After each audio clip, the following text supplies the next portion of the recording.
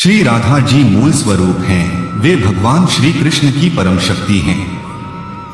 अष्ट सखियां उनके ही विस्तार हैं। उनके अंगों से प्रकट हुई दिव्य सहयोगी हैं। ये सखियां रूप, गुण, वय और सौंदर्य में राधा जी के समान हैं, किंतु उन्होंने स्वयं को सेविका भाव में समर्पित कर लिया है। उनका कोई व्यक्तिगत सुख नहीं, केवल एकमात्र उद्देश्य है राधा कृष्ण का मिलन कराना और उन्हें परम आनंद प्रदान करना। रास मंडल में जब श्री राधा का पूर्ण प्राकट्य हुआ, तब उन्होंने देखा कि श्री कृष्ण की सेवा, रास लीला और दिव्य विलास के लिए और अधिक सहायकों की आवश्यकता है। तब श्री राधा के विभिन्न दिव्य अंगों से ये अष्ट प्रधान सखियां प्रकट हुई। आइए इनके बारे में विस्तार से जानें। ललिता सखी, ये राधा जी की सर्वप्रिय और प्रधान सखी हैं। राधा जी के हृदय के गहन भावों से इनका प्रादुर्भाव हुआ। इनका स्वभाव अत्यंत प्रखर और तेजस्वी है। राधा कृष्ण के मिलन में ये गुरु जैसी भूमिका निभाती हैं। युगल की इच्छा जानकर लीला को सुचारू रूप से आगे बढ़ाती हैं। विशाखा सखी राधा जी की वाणी और भुजाओं से प्रकट हुई। इनका रूप, रंग, वेशभूषा और आभूषण बिल्कुल राधा जी जैसे हैं। इन्हें राधा का प्रतिबिंब या छाया कहा जाता है। ये राधा जी की हर बात को समझती हैं और युगल के प्रेम संवाद में सहायता करती हैं। चित्रा सखी राधा जी की दृष्टि की दिव्य सुंदरता से प्रकट हुई। ये चित्रकला, रंगरचना और श्रृंगार सज्जा में अत्यंत निपुण हैं। राधा जी के लिए नई नई अलंकार रचनाएं करती हैं, जो युगल की लीला को और अधिक मनोहर बनाती हैं। इंदुलेखा सखी ये मंत्र, तंत्र, जादू और कौतुक विद्या में पारंगत हैं। राधा कृष्ण की लीला में कभी कभी अलौकिक चमत्कार दिखाने वाली ये सखी हैं, जो युगल के प्रेम को और गहन बनाती हैं। चंपकलता सखी, इनका रंग चंपा पुष्प जैसा पीला स्वर्णिम है। ये पाककला और रसोई सेवा में कुशल हैं। राधा कृष्ण के लिए दिव्य व्यंजन तैयार करती हैं, जो प्रेम रस से परिपूर्ण होते हैं। रंगदेवी सखी राधा जी के प्रेम रंग और राग से प्रकट हुई। ये सुगंधित द्रव्य, चंदन, कस्तूरी और अन्य दिव्य सुगंध तैयार करने में निपुण हैं।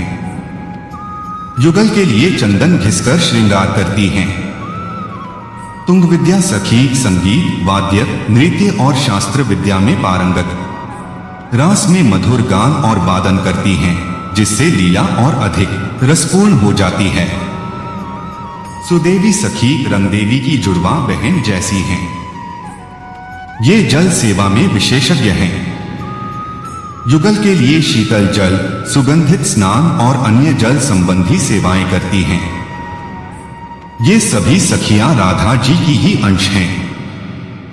यदि श्री कृष्ण स्वयं बुलाएं, तब भी ये राधा जी को छोड़कर एकांत में नहीं जाती। उनका समर्पण पूर्ण है। राधा का सुख ही उनका सुख है। अब बात करते हैं राधा जी के उन 32 दिव्य नामों की, जो स्वयं श्री कृष्ण ने बताए हैं। ये नाम एक विशेष माला के रूप में हैं। शास्त्रों में कहा गया है कि इनका नित्य पाठ करने से साधक को गोलोक धाम की प्राप्ति होती है, जो योगियों के लिए भी दुर्लभ है। पद्म पुराण में वर्णन है कि अमावस्या या पूर्णिमा को इन नामों का जप करने से करोड़ों जन्मों के पाप, यहाँ तक कि ब्रह्महत्या जैसे महापातक भी भस्म हो जाते हैं। नित्य जप करने वाले के पीछे स्वयं श्री कृष्ण चलते हैं और अंत समय में उसे गोलोक प्रवेश मिलता है।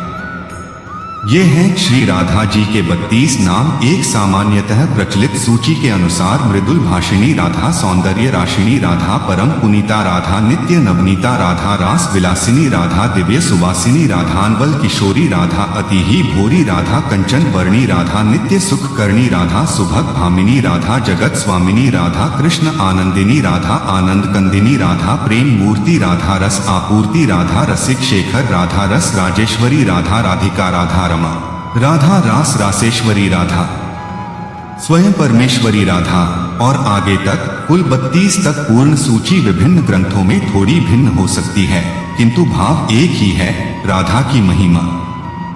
श्री कृष्ण की 3 मुख्य शक्तियां हैं, संधिनी अस्तित्व, संवित ज्ञान और ह्लादिनी आनंद। राधा जी स्वयं ह्लादिनी शक्ति हैं। श्री चैतन्य महाप्रभु ने स्पष्ट किया कि ह्लादिनी शक्ति ही प्रेम का सार है।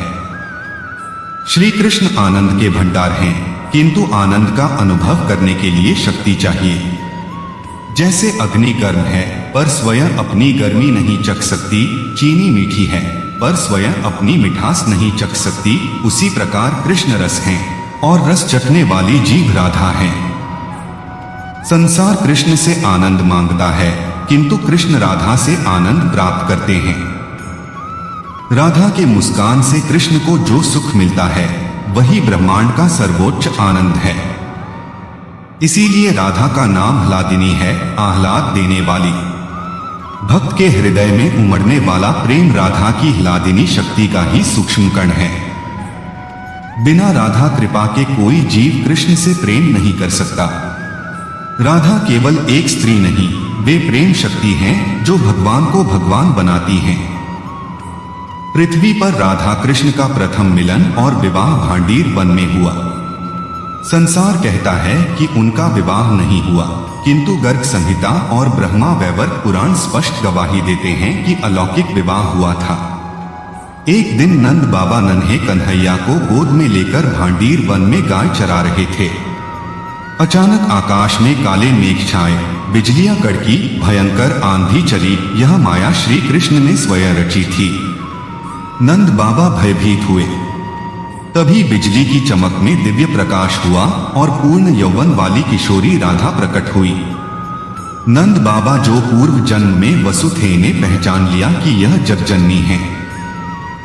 उन्होंने बालक कृष्ण को राधा की गोद में सौंपा और कहा, हे देवी, यह आपका ही धन है, इसे संभालिए। नंद बाबा चले गए। तत्पश्चात श्री कृष्ण ने बाल रूप त्याग कर किशोर श्याम सुंदर रूप धारण किया। ब्रह्मा जी स्वयं प्रकट होकर विवाह कराने आए। ललिता और विशाखा सखियों की उपस्थिति में गंधर्व रीति से राधा कृष्ण का अलौकिक परिणय संपन्न हुआ। यह विवाह लौकिक नहीं अपितु दिव्य और शाश्वत था, जो गोलोक में सदा चलता रहता है। राधा जी की महिमा अनंत है। वे कृष्ण की आनंददायिनी हैं, भक्तों की भक्ति की जननी हैं। राधा नाम जपने से ही जीव का उद्धार होता है। राधे राधे।